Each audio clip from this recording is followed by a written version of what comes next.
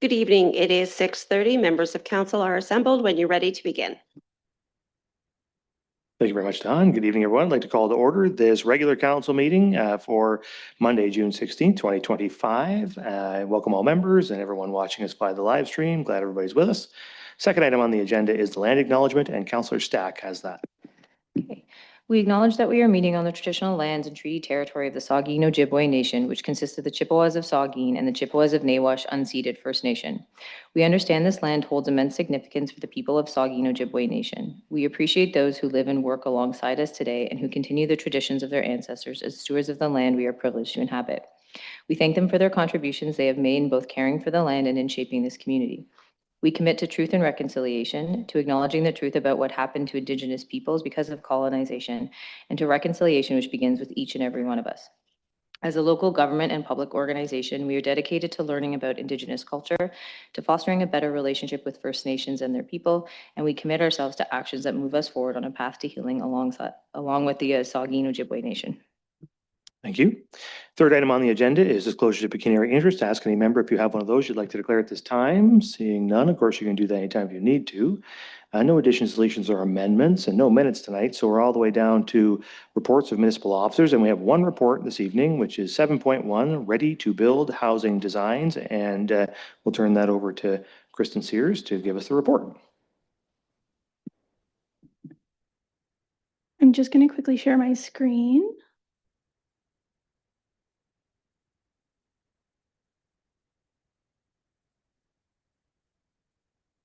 I'm just hoping that's appearing okay for everybody.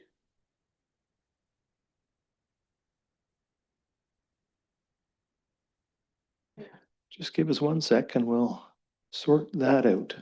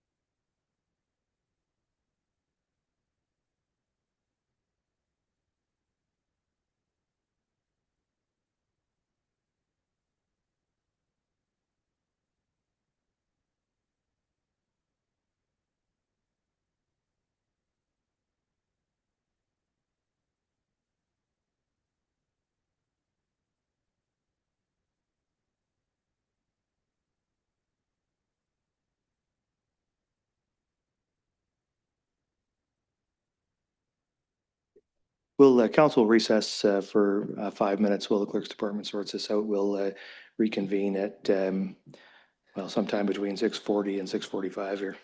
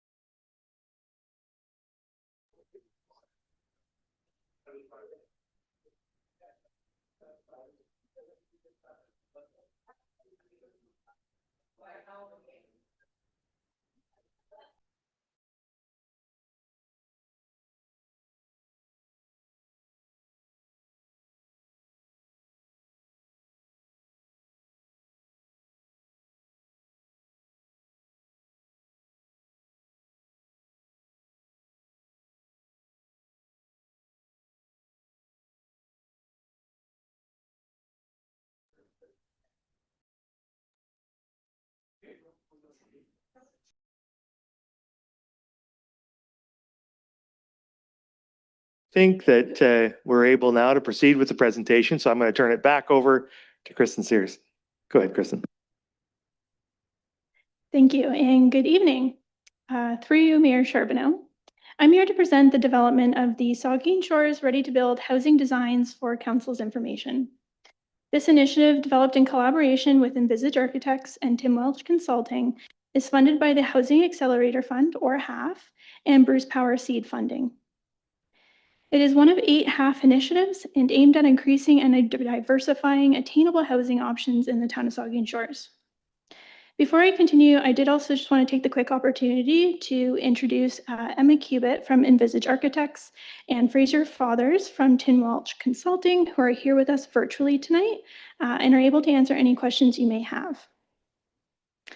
The Saugeen Shores Ready to Build Housing Designs Initiative included expected project outcomes, including a housing design catalog, public consultation, a mapping exercise, a zoning bylaw review, as well as other supporting recommendations. The town has developed 7 pre-reviewed designs, including 4 additional residential units, or ARUs, and 3 low-rise housing types. So I'm just going to quickly take you through some of the ARUs. So you'll see we have the first design here, which is the Lakeside Cottage. This is a 600 square foot, 1-story, 1-bedroom, and 1 bath. In addition to this design, we also have this design available, but in a fully accessible version. It's a very similar design, but as you can imagine, it's more accessible. Our second is, these are the construction drawings as well that I've included in here. Our second design is the Maple View Suite. This is a 800 square foot, 2-story, 2-bedroom, and 2-bath design. These are the elevation and floor plan drawings. Or sorry, there's the Maple View. I'm a little bit ahead of the game here. So our third design is the McBride's Loft. This is a 750 square foot ARU above a garage or storage area with a 1-bedroom and one bath. So here's the elevations as well as the floor plans. And these are attached to my staff report as well for ease of reference. So for the low-rise housing types, we do have the Chantry Island Duplex. So this is includes a 1 spacious 1,600 square foot unit with garage, plus a 900 square foot unit as well. Again, here are the elevations, as well as the floor plans.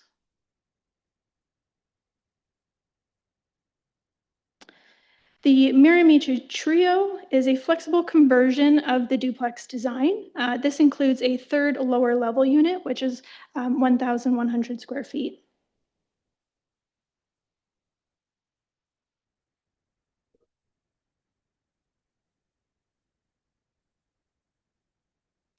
And for the last design, we have the Heffernan's House. This is a 4-plex. And this does include 2 spacious 1,800 square foot units with 2 700 square foot lower level units. And again, these are the elevations as well as the floor plans. So all renderings, floor plans, and complete construction drawings will be available to the public.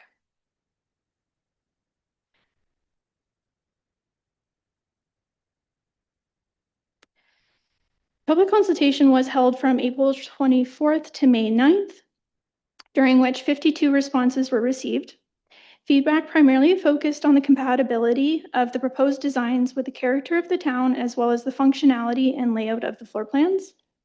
The feedback on the designs were positive, but additional themes from resident comments were noted. This includes aesthetic preferences, parking compliance, driveway width, accessibility, as well as simplification and flexibility of designs. All comments were considered, and necessary changes as a result of these comments were made where possible to further improve the community's perspective of these designs. Mapping was also conducted to ensure the proposed designs were compatible with existing residential lot fabrics. So this assessment showed that approximately 80% of residential lots can currently support an additional residential unit, and 60% could currently accommodate a fourplex, being the largest form of pre-designed housing option. Another component of this project was conducting a zoning review to help facilitate the construction of pre-designed housing options by identifying and removing regulatory barriers. So draft recommendations have been provided for future consideration. This includes parking exemptions for ARUs, reduced setbacks for rear and exterior side yards, lowered minimum parking requirements for low-rise housing development. Other recommendations were also made, including updating the existing ARU development guide, developing a low-rise or missing middle development guide, as well as creating a sustainability program guide. So as for next steps, we will look to finalize the construction drawings for each design, develop a how-to guide for ARUs. This will be a promotional and educational tool. We will launch the housing design catalog, review recommended zoning bylaw amendments, and launch a dedicated town webpage. So this initiative is one of 8 initiatives of HAF and is considered one important piece of the puzzle in increasing and diversifying the affordable housing supply in Saugeen Shores. The approval of the Saugeen Shores Ready to Build housing design brings the town one step closer to achieving its housing objectives and delivering practical, affordable solutions to the community. So with the completion of this project, the town will have completed 25% of the HAF initiatives. That concludes my presentation, and yeah, happy to answer any questions. Good, thank you very much. There is a recommendation that council receive the ready-to-build housing designs for information. Is there a mover and seconder? For that, Councillor Grace and the Deputy Mayor, questions or comments from members? Councillor Halpin. Thank you, Mayor, through you. Those are great designs, and I really think they meet the character of the neighborhood, and I really like the size of them and the spaces that they should be able to fit in. And I've heard lots of good feedback from it. Could I ask a question? Like, how does someone go about getting one of these plans? Like, if someone is interested in this, or like, are they free with the building permit, or what exactly happens there? Thank you.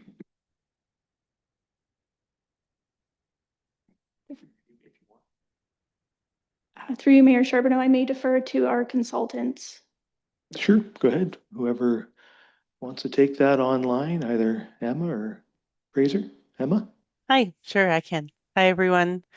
Thanks for having us tonight. So we've been looking at a few different options of how various municipalities who've been doing similar initiatives, how they're going about getting these permit-ready drawings to the public. Could you And just move your mic a little closer to your mouth there, Emma? Because it's a little Yeah. distant. Is that okay? It's a little bit better, yeah. Oh, I bet it's my setting. One sec. Sure.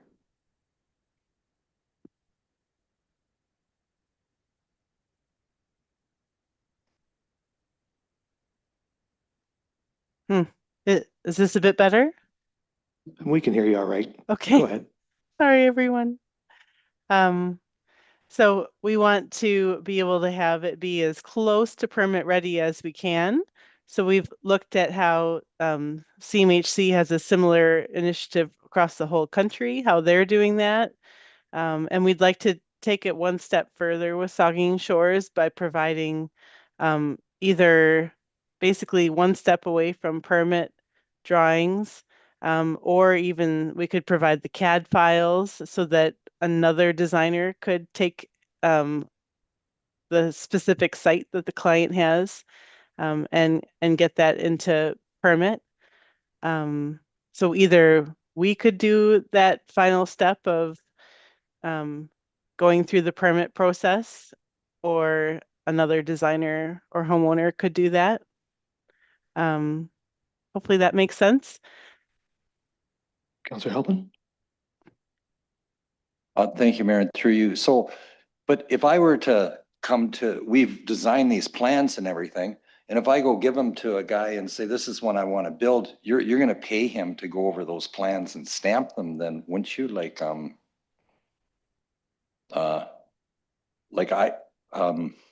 was kind of hoping that the idea was that these plans are designed and they're available for people who want to build in Saugeen Shores to be used. Like we've paid for them to be used free of charge. Mm-hmm. Thank you. So I can still answer that, I think. Yeah, go ahead. The one step that we haven't done yet is placing each building on a specific site, and that's something that you need to do as part of a permit application.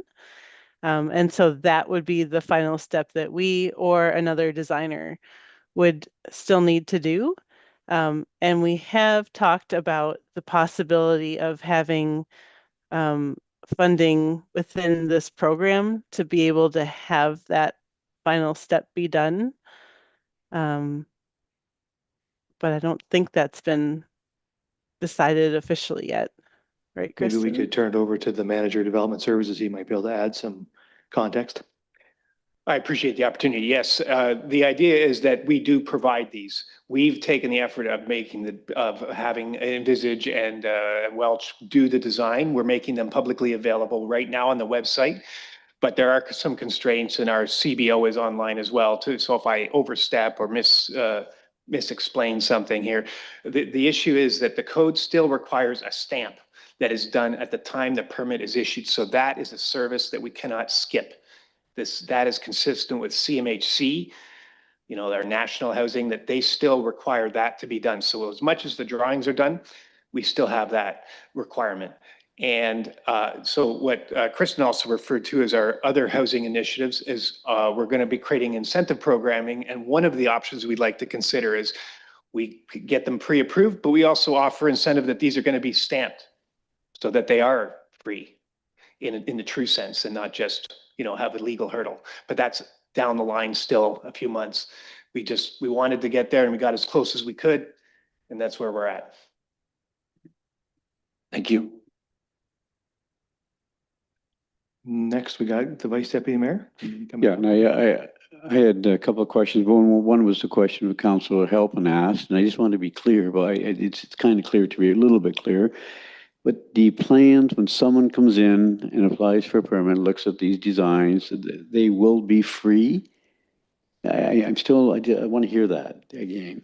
The manager of development services. Okay, I'm still getting used to the red light.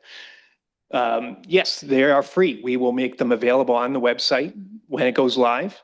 And if someone wants a permit, and I would like to defer to Josh at that stage, they take the drawings, they give them to the building staff, and whatever requirement they have that remains, which is this single year stamp that just requires, like, I think it's called a BCIN, you still have to get that stamp. That's what's remaining. And that's as far as I know that is remaining with these drawings. Could we just, Mike, the Vice Deputy Mayor, before you go on, could we just bring the CBO in maybe at this stage, since he's been referenced a couple times, to maybe further answer your question? Is the CBO online? There he is. Could you give us some comments on the process and the cost of the process, CBO? Yeah, I can comment on. Can you guys hear me properly in the council chambers? Yeah, we hear you. Okay. Yeah. Okay. Good.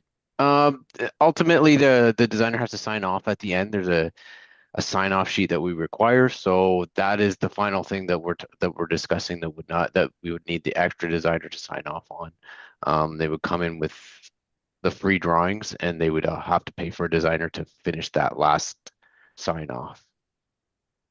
The Vice Deputy Mayor. Okay, thank you for that. It clarifies it. And I just wanted to commend you. I think this is an excellent start. I really like the 600 square foot. I call a tiny home. And we've used that word tiny home around the council table quite a bit in the last few years. So it's nice to see that 600 square foot home. I think will, potentially could be very popular with members of our community. There was a question I had under zoning, and it was reducing the rear yard setbacks. It says current rear yard setbacks exceed those in comparable communities, Collingwood 1.5 meter, Blue Mountain 1.2, Orangeville, etc. So we exceed. What does that mean? Where are we at with rear yard setbacks?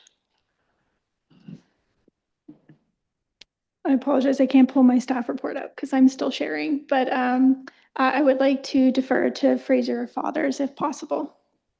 Yeah, sure. Go ahead, Fraser. Good evening, everyone. Through Mr. Mayor to the councillor, thank you for the question. Currently, from my understanding, as part of this process, we did a scan of 5 comparable communities: Owen Sound, Collingwood, Blue Mountain, Kincardine, and Orangeville, based on staff recommendation. And one area that we identified was that for ARUs in both Collingwood and Blue Mountain, the rear yard setbacks are 1.5 meters and 1.2 meters respectively. And in Saugeen Shores, they're 3 meters. And so by reducing that setback by half ostensibly, you would create more space in yards where these units could be built as of right, and in turn make it easier and have fewer process points to build these units moving forward. And so the recommendation there is to explore if, that was the goal of council, to potentially reduce that setback requirement moving forward in the town through a zoning bylaw change. So just as a follow-up, so that is one of the recommendations, is to reduce from 3.0 meters down to 1.5. Is that going to be a recommendation to this council? Manager Development Services or Kristen, whichever you guys choose. I'll go. Manager. It's certainly not in this report. That's not a recommendation. We're just asking you to receive it. But as we evaluate the follow-up from this completion during the next zoning bylaw update, you council may be presented with a rear yard setback reduction. At this time, it's not a formal recommendation because the plan was with the 3 meters was you still wanted to have a bit of a yard space that offered space for residents, and it didn't need to be, but happy to take other recommendations or at least considerations before we come back to council. No, that's fine. That was my question. Will it be a recommendation? I think I'm hearing yes, it probably will be. Again, just thank you for this is a great start, putting the money to good use that we receive from the funding from the federal government. So that's a good start. Thanks very much for your good work. So I have Councillor Mayette next, then Grace, and then we'll come to the other side. Thank you, Mr. Mayor. Through you. So I had the similar questions that would have already been asked here. So I heard from Kristen say that the engineered drawings are not yet done. These are just architectural concepts, right? Just not. Okay. They're ongoing. Yeah. And so once the detailed engineering construction drawing, the blueprints are done and presumably stamped the first time, wouldn't that be sufficient for the next group of customers, if you will, to come in and get theirs that are stamped and ready to go? That's my first. I have 2 questions. Through you, Mayor Charbonneau, I may defer to Josh Plans, our CBO. The CBO. I believe if it was architecturally stamped, we would allow it. I believe it was, as Emma looked into the architectural association, they strongly advised not to do that. So I think that's where the hang up was. Thank you. And the second question is, how is this different from some of the large hardware supply companies, or even the construction companies that we often see in this council? where they offer, if you want to buy a house from, I'm not going to say any names, but if you want to buy a house from one of the builders in our town, they'll say, we have 4 different styles for you to choose from. And presumably the drawings and the concept of the architectural drawings are included in that price because they're going to build the house for you, and that's where they make their money. And same with you see the flyers that go around saying, here's the Muskoka cottage, 2-bedroom cottage design. We'll supply you with the design if you buy the materials from us.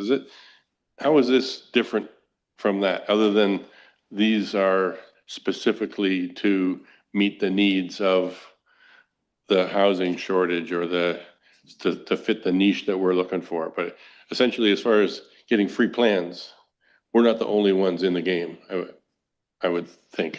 Thank you.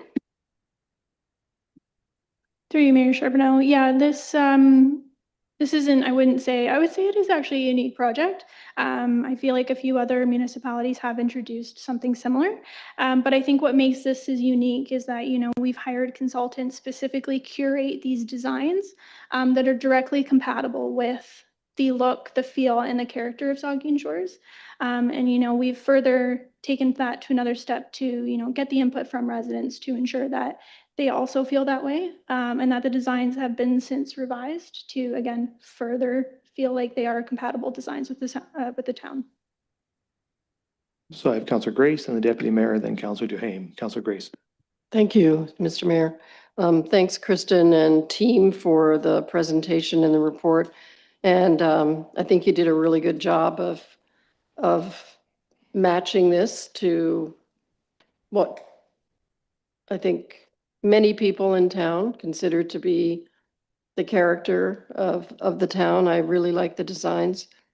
I have 2 questions, if I may. The first one is this stamping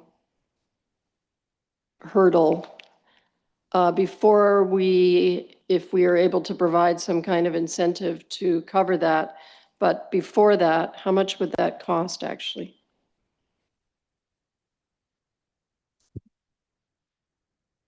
Can I speak to that?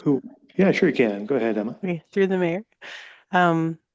So we were looking at the cost to put together a site plan and to review a specific ADU plan against the parameters of that site, and to put together actually, no, sorry. So to do that would be around $500 per site. And then another separate step would be getting an HVAC person to do their calculations, but I'm told that local contractors often have someone on their team that would provide that service. Okay, thank you. So those are the 2 things for each project. Great.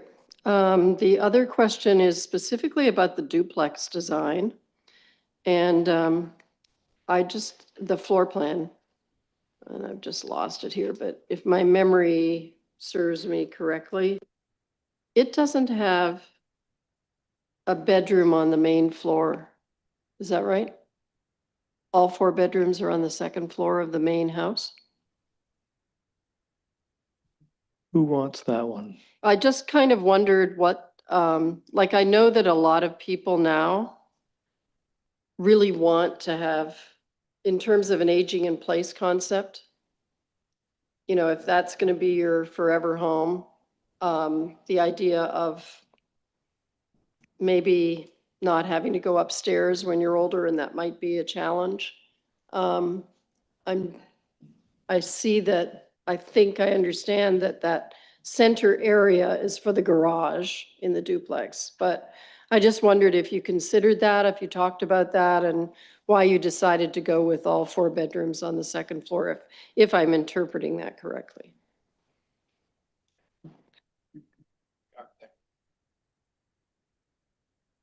Through you, Mayor Charbonneau, I may ask Emma Cupid.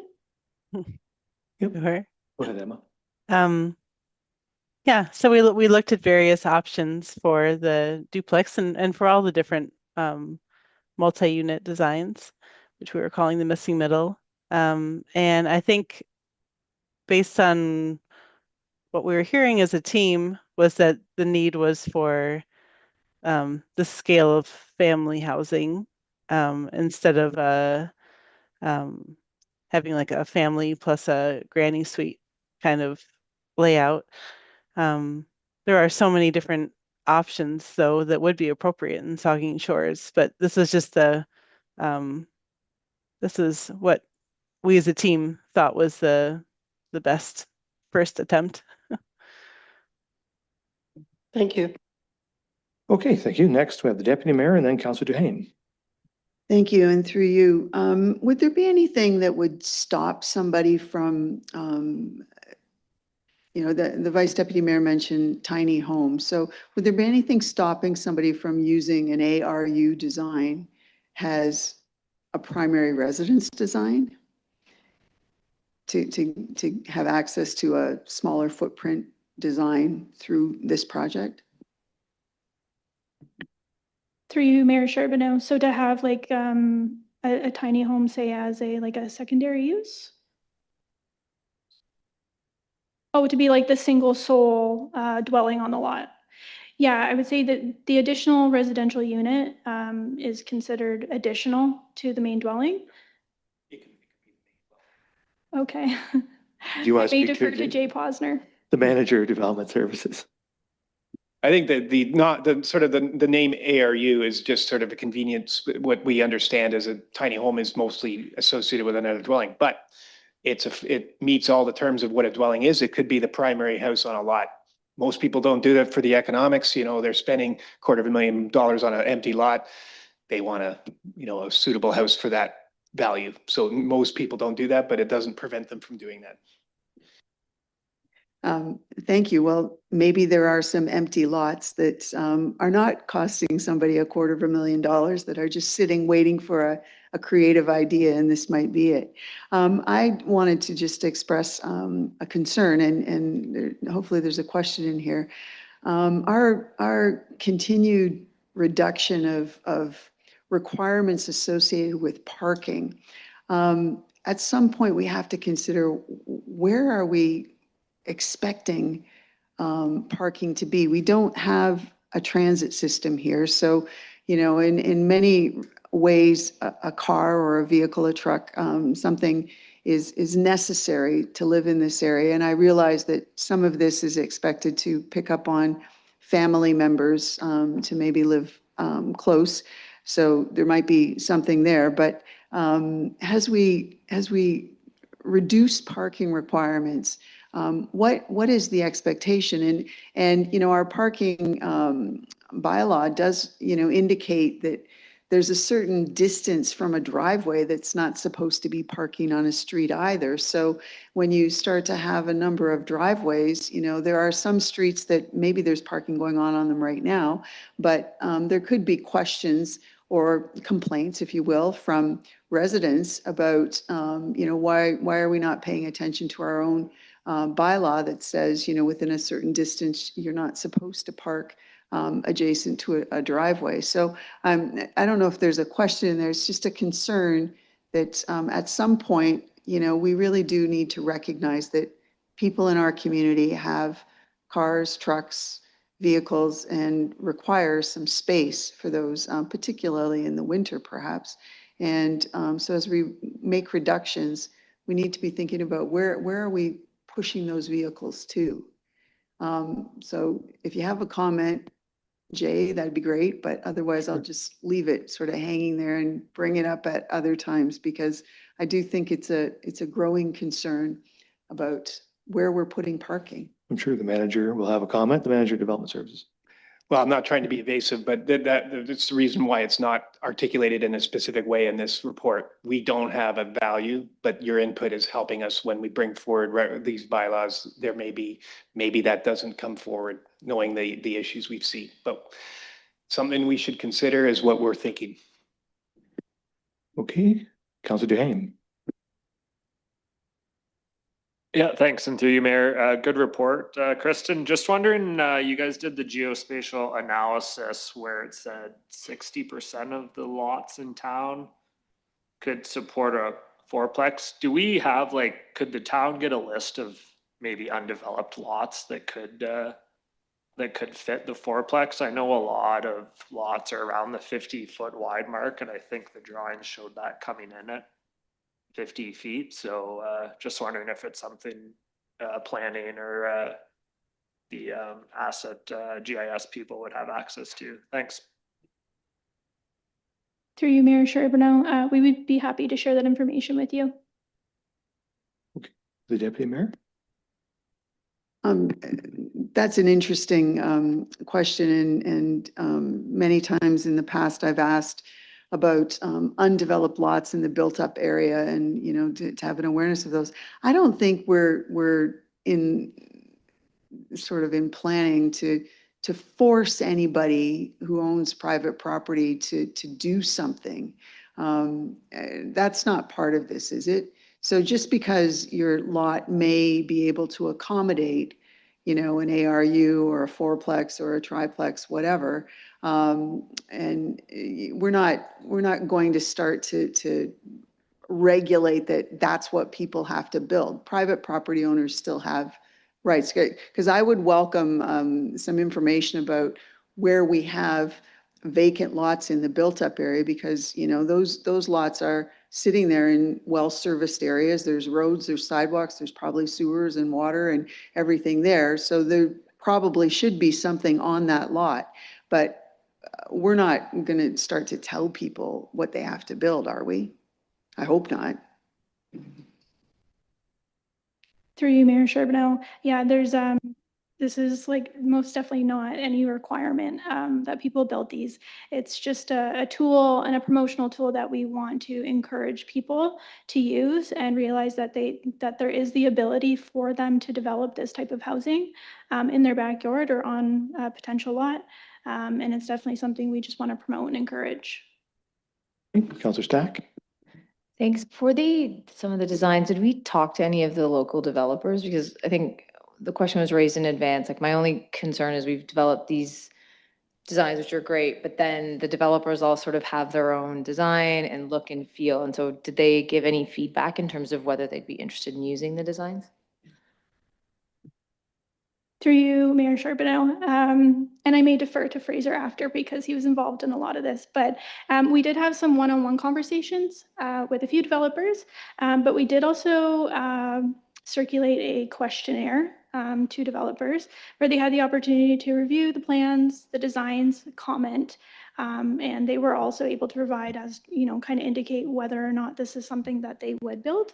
I believe, I don't have the number off the top of my head, but it was I would say we had a generally good feedback on the designs that they would be used. I'm not sure if I've missed anything, Fraser. Through you, Mr. Mayor, to the councillor. That's right. We did have a separate sort of developer survey that was engaged during this process as well. There were 18 respondents in that survey. And so, and there were generally positive feedback. Obviously, these designs are designed to speed up the development process and speed up the process to get units built in the town. And so there may be an advantage to developers to adapt their normal building plans to use these designs if it can expedite their process through the building permit or through the planning process.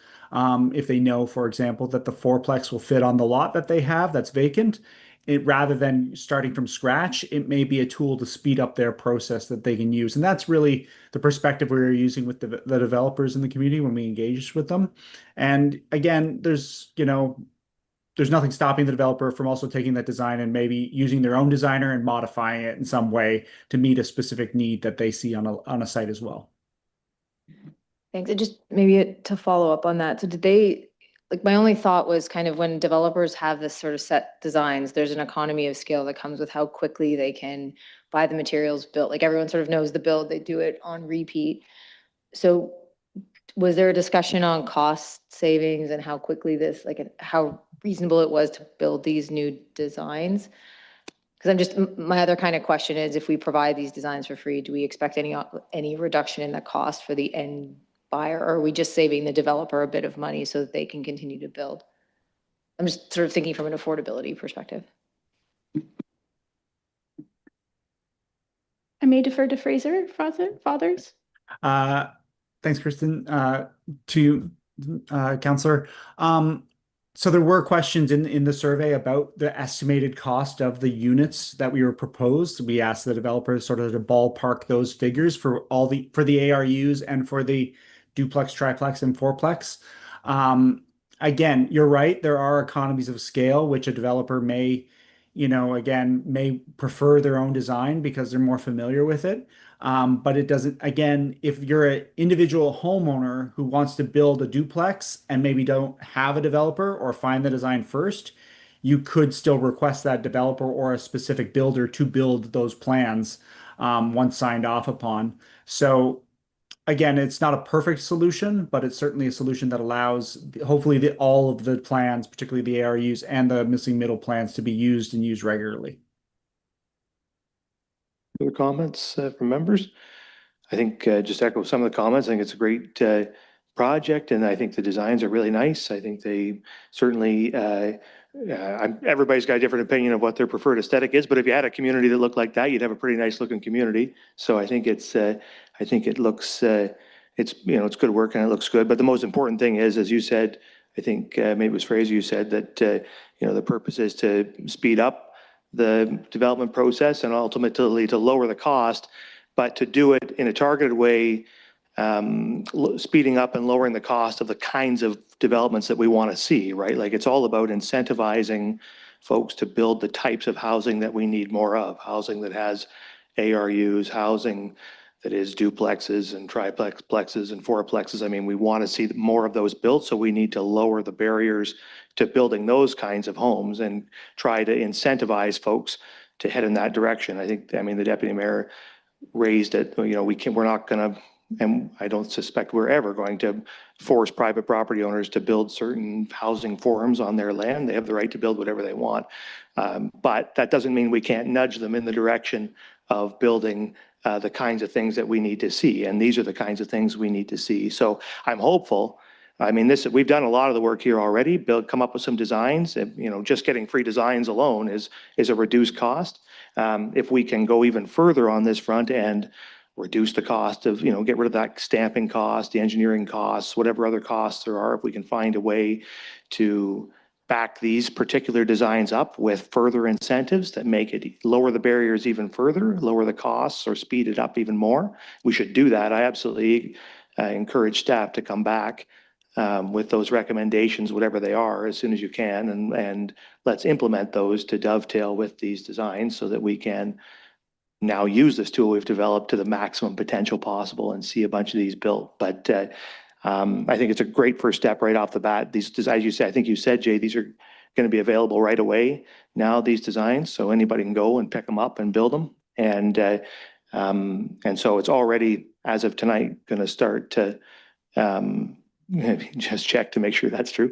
Anyway, it's already right away going to start to help and going to be available there to help fight our housing crisis in our community and beyond. And so I think it's a great effort so far, and I appreciate all the work everyone has done on it.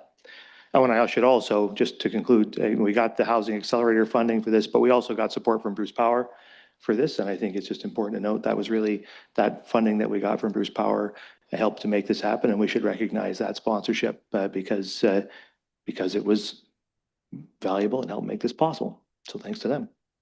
So if there's nothing further, then there's a recommendation. I'll ask all in favor. That is carried. Thank you all very much. Okay, so now we're on to the consent agenda. And just one item there. The resolution is that item 8.1 is approved and received for information. Is there a mover and seconder for that? Councillor Mayette, Councillor Grace. Is there any discussion on the item? Councillor Halpin. Thank you, Mayor, and through you. So there's a section of land that was to be deeded over to the town.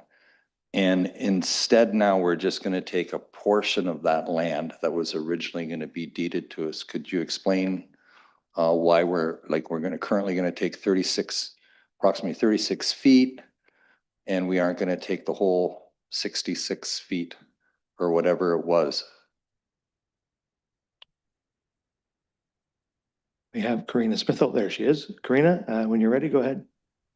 Thank you. Through you, Mayor. So, through the review of the draft plan of subdivision and a minor modification to that design, it was noted that there was encroachment from the neighboring properties to the south on those lands. And so the town has a policy as it relates to encroachments.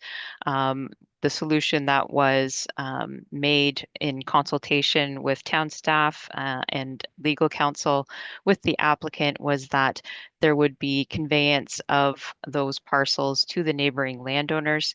It still provides sufficient space on the remaining lands for servicing. So this is a utility servicing corridor, also provides an opportunity for pedestrian access as well.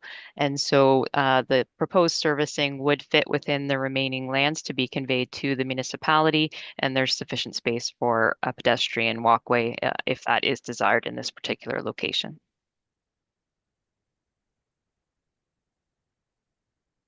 Okay, thank you. The Deputy Mayor? Thank you, and through you. So what I'm hearing is because there was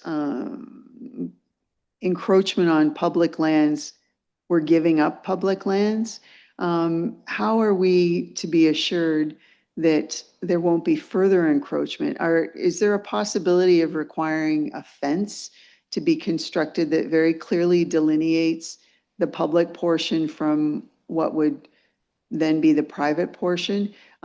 Because, you know, it's a little concerning to me that just because people have built stuff, you know, we're going to give up some public land. And I appreciate, and it makes sense if it's a utilities corridor and a potential pathway. You know, the idea behind this makes sense, but the reason for it being asked is a little bit concerning. So I would just like to know, is there some way we can assure that property boundary is definite going forward? Are we able to request a fence?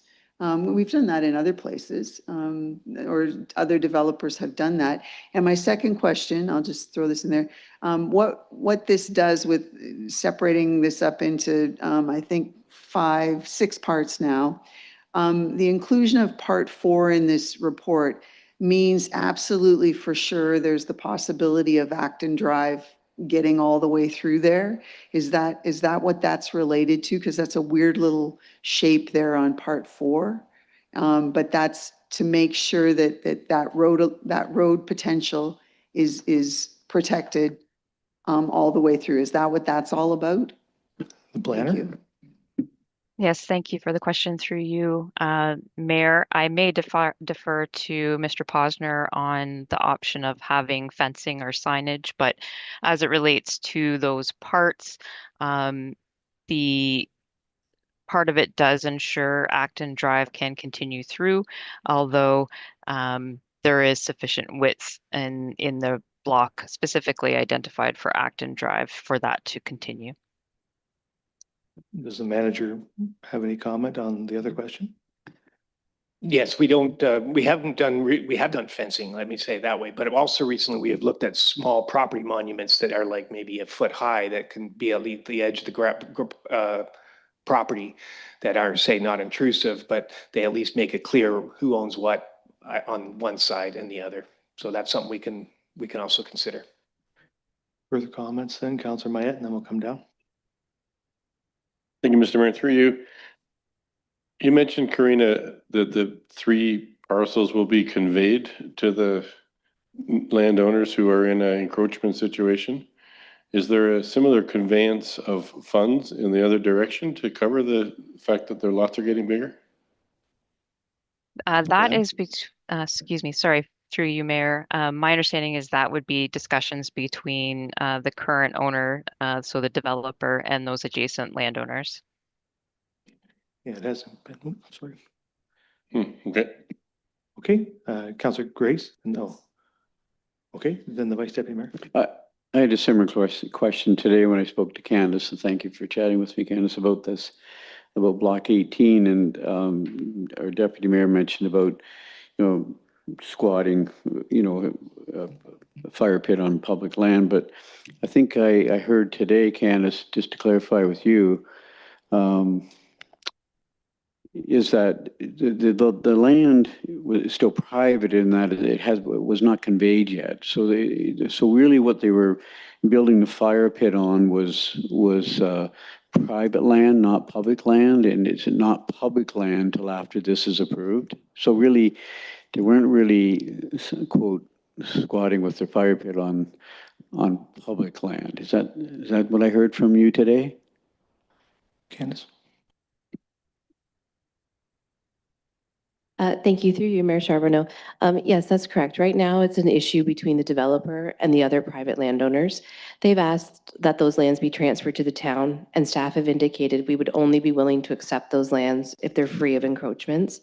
So this was an alternative to that. They've come up with a different solution between the landowners that will leave the town with a parcel of land that meets our needs without the town inheriting that encroachment.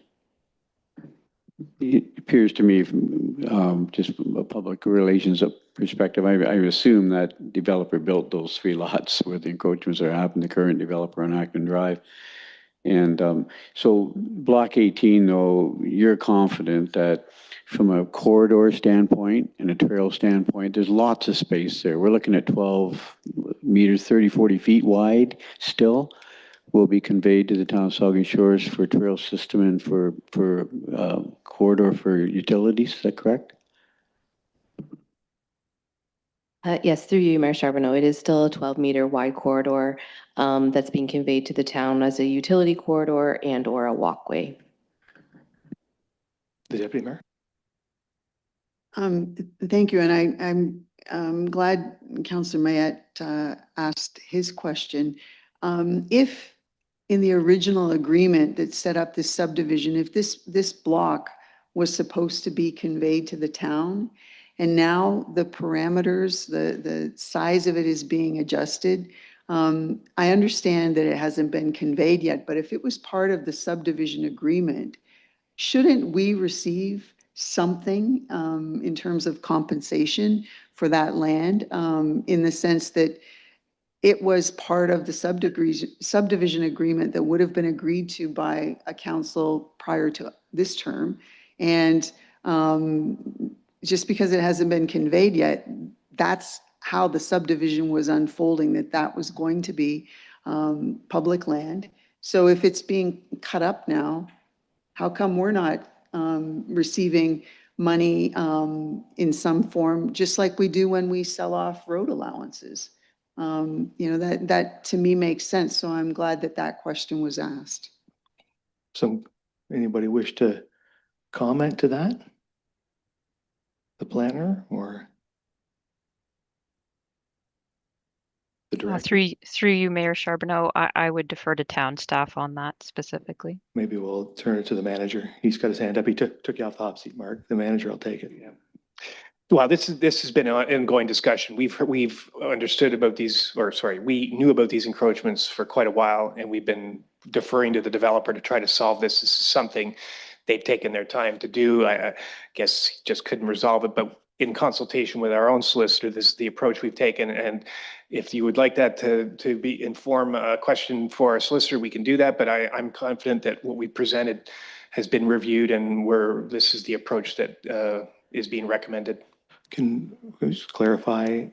So was this parcel of land, we have an agreement, a subdivision agreement, wherein this parcel of land as it previously existed was agreed to by the developer to be conveyed to the town. Is that a correct statement? Candace? Yes, that's true. So, like, I get it. We want to compromise with these people. I don't have any difficulty, but why don't they convey it to us and then we'll sell the land to the property owners? It's like the land, we have an agreement where we get the land. So I don't need this land. They have encroachments on it. I don't think it's in the town's interest to own it, but we do have a right to it. So why don't they convey it? And then we'll cut deals and the property owners will pay us. Can't we do that?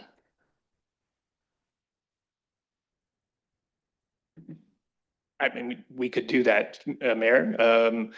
I think we're trying to get this done quickly and as effectively and efficiently as we can, acknowledging that the town has what you've just explained as an option. Yeah, like I don't think we want to be unreasonable, but I don't think we want to be treated unreasonably. either. So I wonder if we could defer this matter and council could get advice from its solicitor, or it could be staff could consider the concerns that have been raised by members and double back. Is there any interest in that approach, Councillor Grace? Yes, I think that's a good idea, but I also have a question about the types of encroachments. So we heard of fire pit. It's not exactly a permanent, huge encroachment that would be hard to remove. What are the other encroachments? Do you know what the nature is? Through you, Mayor Charbonneau. Yeah, to my understanding, it is just the fire pit, but it is something that the landowner who built it isn't willing to remove, is my understanding. If I may, Mayor Charbonneau, the subdivision agreement has been structured that if the lands can't be conveyed to the private landowners, that they will be required to be conveyed to the town free of encroachments. And so the decision could be made by council to not proceed with the recommendation tonight. And that will be the answer that would be conveyed back to the developer. That if we don't go through the part lot control process, those lands are to be conveyed to the town free of encroachments. Just to, but our agreements, council signs agreements, we sign this agreement, we can negotiate our agreements. I mean, there's the opportunity for us to negotiate on this front. I don't think council wishes to be unreasonable here. At least I looked around. I don't think anybody wants to be unreasonable. We just want the taxpayer to be treated fairly in this deal. So I think, like, I don't think we should go around the horn too much more on this because this is getting into a negotiation. I think what we should do is defer this matter or refer it to staff and ask for, you've heard the concern. I'd go back, ask the solicitor to come back or senior staff and give us some advice based on the concerns you've heard. So if there is an interest in deferral, I would entertain a motion at this time. It'd be moved by the Vice Deputy Mayor to defer, seconded by the Deputy Mayor. Any debate on the deferral? Seeing none, all in favor? The matter's deferred. Okay. So then we will move on to bylaws. And, which I don't need to do, that's right. So, well, I have another bylaw, 13. So item 12 has been deferred by council. So we're on to item 13, which is the confirmatory bylaw, and the resolution is that bylaw 64-2025, being a bylaw to confirm the proceedings of the Council of the Town of Saugeen Shores, is hereby read, passed, and sealed the 16th day of June, 2025. Is there a mover and seconder? Grace and Stack, all in favor? That is carried. And finally, the resolution is that this regular council meeting of June 16, 2025, hereby adjourns at 7:35 p.m. Mover and seconder, Duhaime and Halpin, all in favor. Council stands adjourned. Have a good evening, everybody.